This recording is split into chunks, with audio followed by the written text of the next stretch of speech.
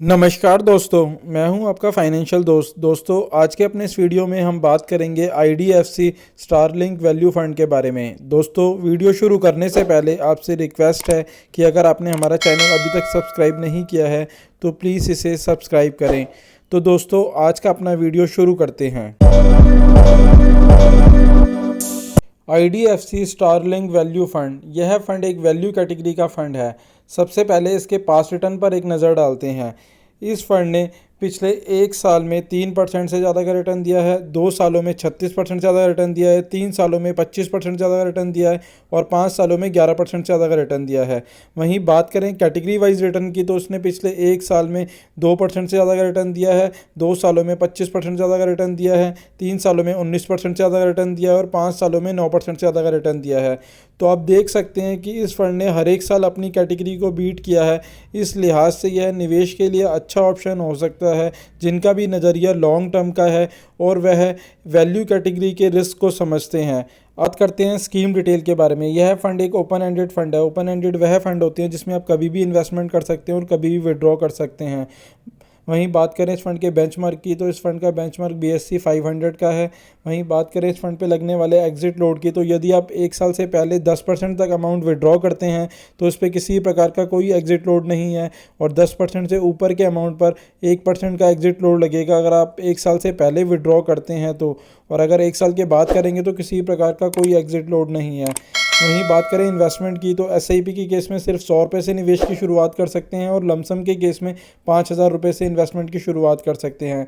यह फ़ंड 2008 को लॉन्च हुआ था और इस फंड का अभी तक का जो एसेट अंडर मैनेजमेंट है वह 5,097 करोड़ रुपए का है। वहीं इस फंड के अंदर यदि किसी व्यक्ति ने 1 लाख रुपए का निवेश किया होता, जब यह फंड लॉन्च हुआ था, तो आज उसकी वैल्यू 9,23,000 रुपये होती। वहीं बात करें इस फंड के एक्सपेंस रेशियो की, तो इस फंड का एक्सपेंस रेशियो 1.97% का है।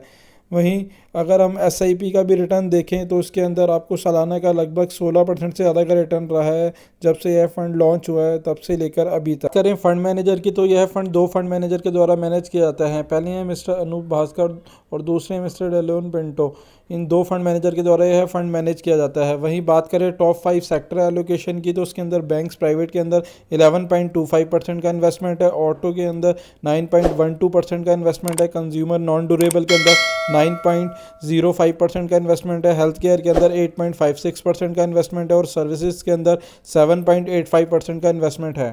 बात करें टॉप 5 कंपनी एलोकेशन की, तो उसके अंदर ICICI बैंक के अंदर 5.17% का इन्वेस्टमेंट है, एक्सिस बैंक के अंदर 3.73% का इन्वेस्टमेंट है, जिंदल स्टील के अंदर 3.07% का इन्वेस्टमेंट है, CG पावर के अंदर 3.06% का इन्वेस्टमेंट है और स्टेट बैंक ऑफ इंडिया के अंदर 2.81% का इन्वेस्टमेंट है। वहीं बात करें ओवरऑल इन्वेस्टमेंट की, तो इसके अंदर सबसे ज़्यादा पोर्शन लार्ज कैप के अंदर इन्वेस्टमेंट किया गया है। लार्ज कैप के अंदर 44.47% का इन्वेस्टमेंट है। वहीं मिड कैप के अंदर 33.93% का इन्वेस्टमेंट है और स्मॉल कैप के अंदर 14.74% का इन्वेस्टमेंट है। वहीं कुछ इन्वेस्टमेंट अदर इंस्ट्रूमेंट में भी किया गया है 6.86% का। तो आप देख सकते हैं कि इसके अंदर ओवरऑल सभी सेक्टर के अंदर इन्वेस्टमेंट किया गया है। यदि आप इस फंड में इन्वेस्टमेंट की सोच रहे हैं तो इन्वेस्टमेंट से पहले एक बार अपने फाइनेंशियल एडवाइज़र से सलाह ज़रूर ले लें। साथ ही साथ अगर आपका नज़रिया लॉन्ग टर्म का हो और आप वैल्यू कैटेगरी के रिस्क को समझते हैं तो ही इस फंड में इन्वेस्टमेंट करें। दोस्तों, इसके अलावा अगर आप इस फंड में या किसी भी और फंड में इन्वेस्टमेंट करना चाहते हैं तो अब आप हमारे मोबाइल ऐप के थ्रू भी इन्वेस्टमेंट कर सकते हैं, जिसका लिंक नीचे डिस्क्रिप्शन में दिया गया है। आशा करता हूँ मेरे द्वारा दी गई जानकारी आपके लिए उपयोगी सिद्ध होगी। धन्यवाद दोस्तों।